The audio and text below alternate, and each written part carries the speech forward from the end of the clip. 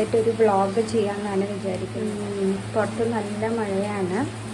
അപ്പോൾ രാവിലെ തന്നെ എണീറ്റ് നമ്മൾ ബ്രേക്ക്ഫാസ്റ്റ് ഉണ്ടാക്കാനായിട്ട് പോവാണ്.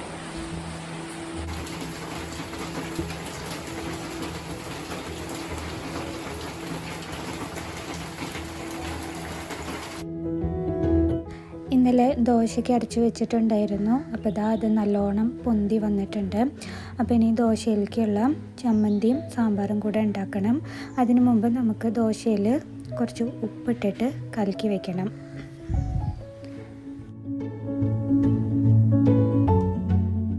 സാമ്പാർ ഉണ്ടാക്കുന്നതിന് മുമ്പ് പാല് വന്നിട്ടുണ്ടായിരുന്നു. അപ്പോൾ പാല് തിളപ്പിക്കാനായിട്ട് വെക്കണം. ഇത് ഇന്നലെ വെച്ച പരിപ്പ് കറിയാണ്, കുറച്ച് ബാക്കിയുണ്ട്. അപ്പോൾ ഈ പരിപ്പ് ഉപയോഗിച്ചിട്ടാണ് നമ്മളിന്ന് സാമ്പാർ വയ്ക്കാൻ പോകുന്നത്.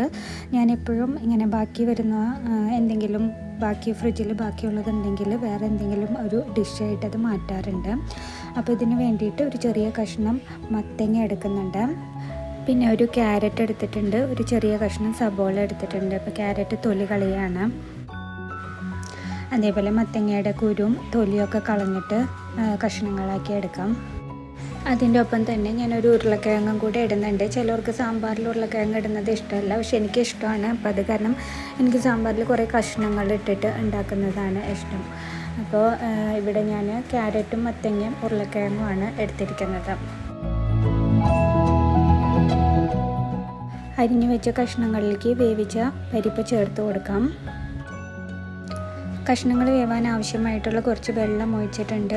1/2 ടീസ്പൂൺ മഞ്ഞൾപ്പൊടിയും കായപ്പൊടിയാണ് ഇവിടെ ഉപയോഗിച്ചിരിക്കുന്നത്. 1 ടീസ്പൂൺ കായപ്പൊടിയും ഇട്ടിട്ടുണ്ട്. ഇനി കഷ്ണങ്ങളിലേക്കുള്ള ഉപ്പാണ് ചേർത്തിരിക്കുന്നത്. പരിപ്പ് വേവിച്ചതിൽ ഉപ്പുണ്ടായിരുന്നു. ഇനി നമുക്കിത് അടച്ചു വെച്ചിട്ട് വേവിക്കാം. ഉച്ചക്കേലത്തേക്ക് മീൻകറിയാണ്. അപ്പം മീൻ തണുപ്പ് വിടാൻ എടുത്തു വെച്ചിട്ടുണ്ട്. ഇനി ചമ്മന്തി ഉണ്ടാക്കാൻ പോവുകയാണ്. ഒരു 4 ടേബിൾ സ്പൂൺ തേങ്ങ ചിരകിയതും, ഒരു 5 ചെറിയുള്ളിയും, അതുപോലെ ഒരു പച്ചമുളകും. ആ പച്ചമുളക് ഭയങ്കര എരിവായതുകൊണ്ടാണ് ഒരെണ്ണം എടുത്തിരിക്കുന്നത്. ഇല്ലെങ്കിൽ സാധാ എരിവുള്ള ഇതാണെങ്കിൽ 2-3 എണ്ണമൊക്കെ ഇടാറുണ്ട്. ചമ്മന്തിയിലേക്ക് ആവശ്യമായിട്ടുള്ള ഉപ്പും അത് അരയാനുള്ള വെള്ളവും കൂടെ ചേർത്തിട്ട് അടിച്ചെടുക്കാൻ പോവാണ്. ചട്നി നല്ലോണം അരിഞ്ഞു വന്നിട്ടുണ്ട്. അതൊരു പാത്രത്തിലേക്ക് മാറ്റുകയാണ്. സാമ്പാറിനും കൂടെ താളിച്ചിടുമ്പോൾ അതിൻ്റെ ഒപ്പം തന്നെ ചട്നിയിലേക്ക് താളിച്ചിടാണ് സാധാരണ ഞാൻ ചെയ്യാറ്. സാമ്പാറിലേക്കുള്ള തേങ്ങ വറുത്തരയ്ക്കാണ്.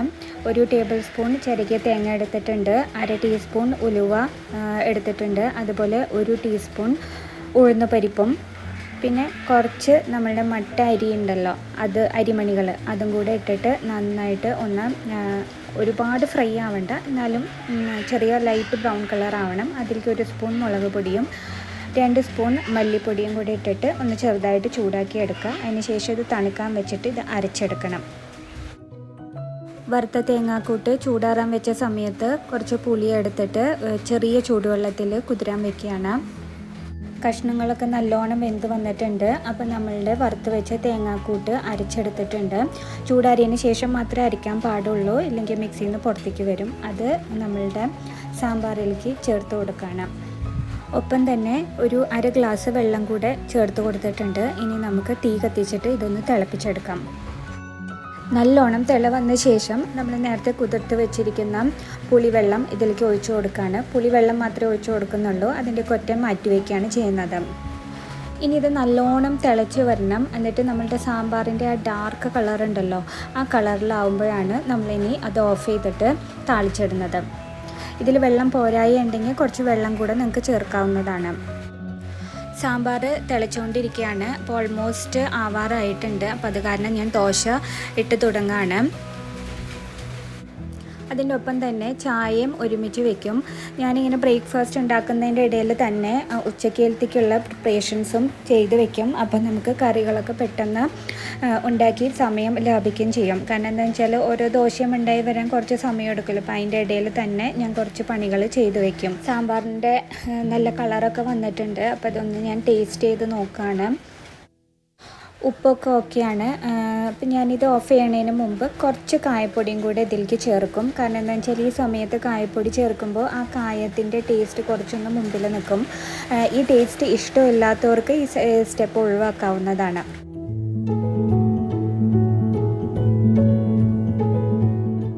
സാമ്പാർ നല്ല പാകത്തിനായിട്ടുണ്ട്. ഇനി അതിലേക്ക് താളിച്ചിടാൻ പോവാണ്. അപ്പോൾ ഞാൻ ചമ്മന്തിയിലേക്കും സാമ്പാറിലേക്കും ഒരുമിച്ചാണ് താളിച്ചിടുന്നത്. അപ്പോൾ എന്താണെന്ന് വെച്ചാൽ 2 പ്രാവശ്യം താളിച്ചിടേണ്ട കാര്യമില്ല. ബാക്കിയുള്ളത് ചട്നിയിലേക്ക് ഇട്ട് അങ്ങനെ ചട്നി റെഡി ആയിട്ടുണ്ട്. അതിൻ്റെ ഒപ്പം തന്നെ നമ്മുടെ അടിപൊളി ചായയും റെഡി ആയിട്ടുണ്ട്. എല്ലാവർക്കുമുള്ള ബാക്കി ദോശകൾ ചുട്ടെടുക്കുകയാണ്.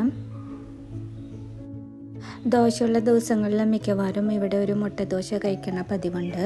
അപ്പോൾ ദോശ പരത്തിയിട്ട് അതിലേക്ക് ബുൾസൈ പോലെയാണ് നമ്മൾ ചെയ്യുന്നത്. മുട്ട പൊട്ടിച്ചൊഴിച്ചിട്ട് ഉപ്പും കുരുമുളകും ഇട്ടിട്ട് നന്നായിട്ട് മൊരിച്ചെടുക്കും. അവസാനം കുറച്ച് നെയ്യും കൂടെ തൂവിയിട്ട് എടുക്കുകയാണ് ചെയ്യാറ്. ദോശ ഉണ്ടാക്കുന്നതിൻ്റെ ഇടയിൽ തന്നെ ഞാൻ ചോറ് വേവിക്കാൻ വെച്ചു. ഇതേപോലെ ദോശ പരത്തി അത് വേവണ സമയം കൊണ്ട് ഞാൻ ഇങ്ങനത്തെ പണികളൊക്കെ ചെയ്ത് വെക്കും. ഉച്ചക്കലത്തേക്കുള്ള മീൻ കറിക്ക് വേണ്ടിയിട്ട് തേങ്ങ ചിരകാണ്. തേങ്ങ ചിരകിയിട്ട് അതിൻ്റെ തേങ്ങാപ്പാൽ എടുത്ത് വെക്കും ഇപ്പം തന്നെ. അപ്പോൾ അത് കഴിഞ്ഞ് കഴിഞ്ഞാൽ പിന്നെ മീൻ നന്നാക്കിയിട്ട് ബാക്കിയുള്ള പണികൾ ചെയ്താൽ മതി.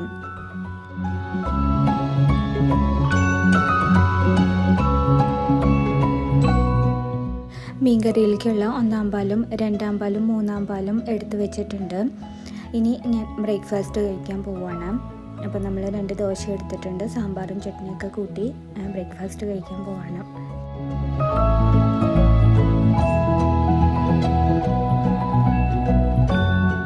മീൻകറിക്ക് വേണ്ടിയിട്ട് 2 കഷ്ണം കുടംപുളി കുറച്ച് വെള്ളത്തിൽ ഒന്ന് തിളപ്പിച്ച് വെക്കും. അതിനുശേഷമാണ് മീൻ നന്നാക്കാനായിട്ട് ഇരിക്കുന്നത്. അപ്പോൾ നമ്മളിന്ന് വെക്കുന്നത് കൊഴുവയാണ്. കൊഴുവ വെക്കുകയും ചെയ്യുന്നുണ്ട്, വറക്കുകയും ചെയ്യുന്നുണ്ട്.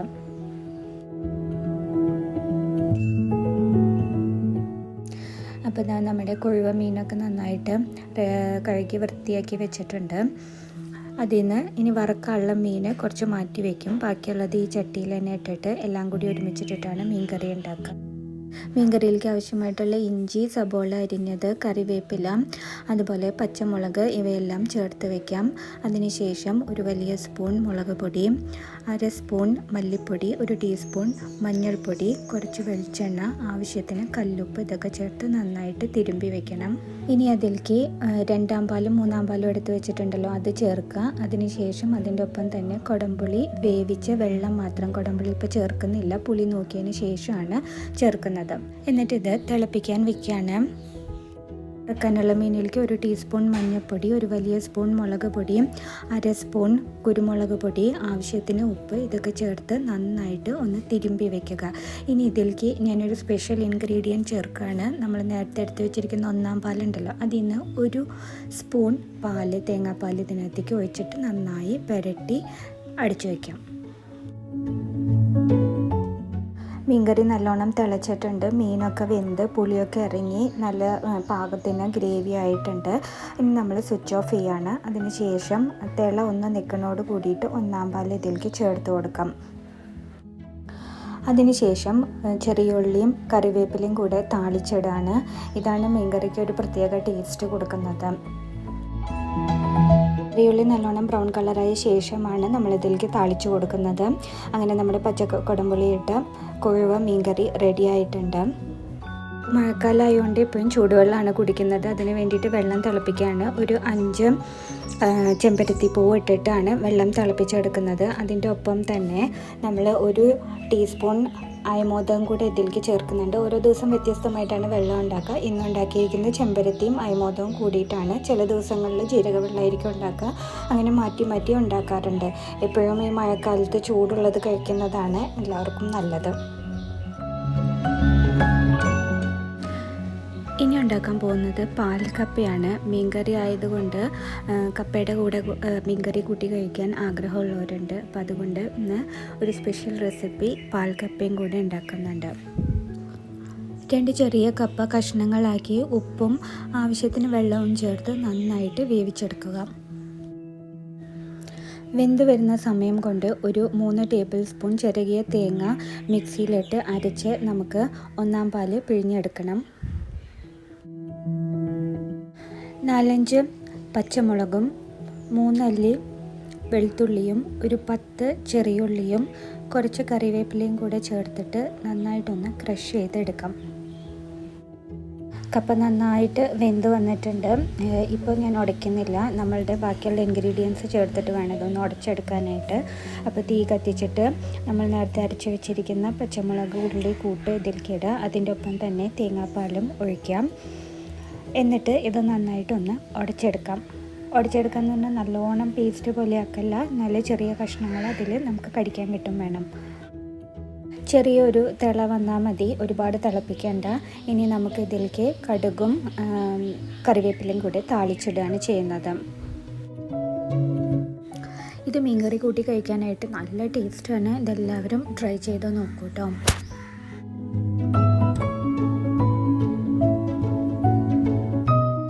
നേരത്തെ പുരട്ടി വെച്ചിരിക്കുന്ന മീനും കൂടെ ഒന്ന് വറുത്തെടുത്ത് കഴിഞ്ഞ് കഴിഞ്ഞാൽ ഇന്നത്തെ ലഞ്ചിനുള്ള നമ്മുടെ മെനു റെഡിയായി.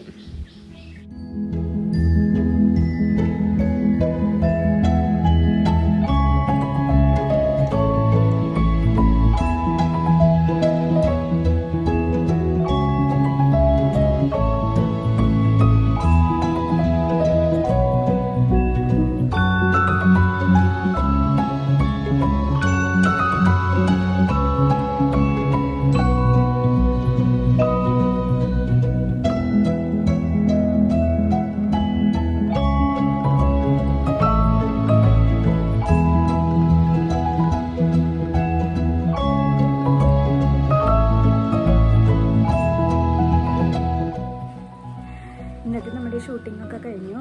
അപ്പോൾ അടുത്തൊരു വീഡിയോ ആയിട്ട് വരുന്നത് വരെ എല്ലാവർക്കും ബൈ ബൈ.